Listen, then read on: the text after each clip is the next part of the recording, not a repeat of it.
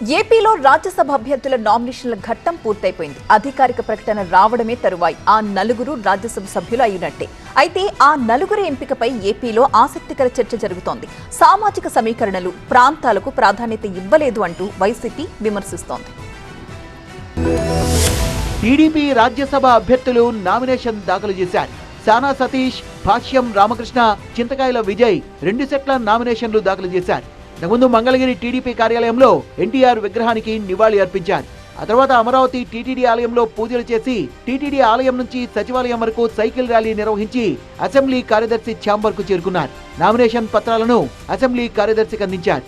శనివారం నాడు జనసేన అభ్యర్థి లింగమనేని రమేష్ నామినేషన్ దాఖలు చేశారు. సీఎం చంద్రబాబు తమపై పెట్టుకున్న నమ్మకాన్ని నిలబెట్టుకుంటామంటున్నారు టీడీపీ రాజ్యసభ అభ్యర్థులు. కేంద్రం నుంచి రాష్ట్రానికి రావాల్సిన ప్రాజెక్టులు, నిధుల కోసం రాజ్యసభలో గళం విప్పుతామంటున్నారు. మా పార్టీ మా మీద ఉంచిన బాధ్యతల్ని మేము సమర్థవంతంగా నిర్వహిస్తామని చెప్పి తెలియజేస్తూ, తెలుగుదేశం పార్టీ ఎప్పుడు అన్ని ప్రాంతాలని, అన్ని మతాలని, అన్ని కులాలని సమానంగా చూస్తుంది.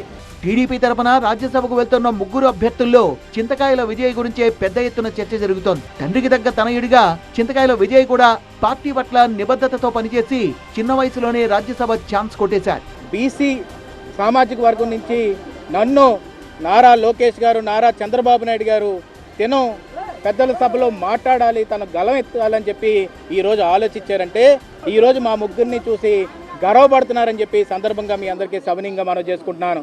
ఎస్సీ సామాజిక వర్గానికి రాజ్యసభ సీటు ఇవ్వకపోవడంపై తనదైన స్టైల్లో సెటైరికల్ గా విమర్శలు చేశారు మాజీ మంత్రి పేర్ని నాని.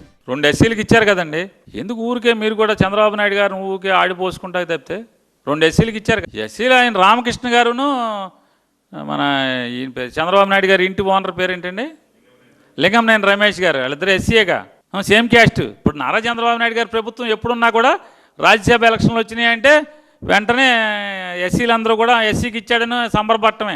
పోటీ ఎవరూ లేకపోవడంతో నలుగురు ఏకగ్రీవమయ్యే అవకాశం ఉంది.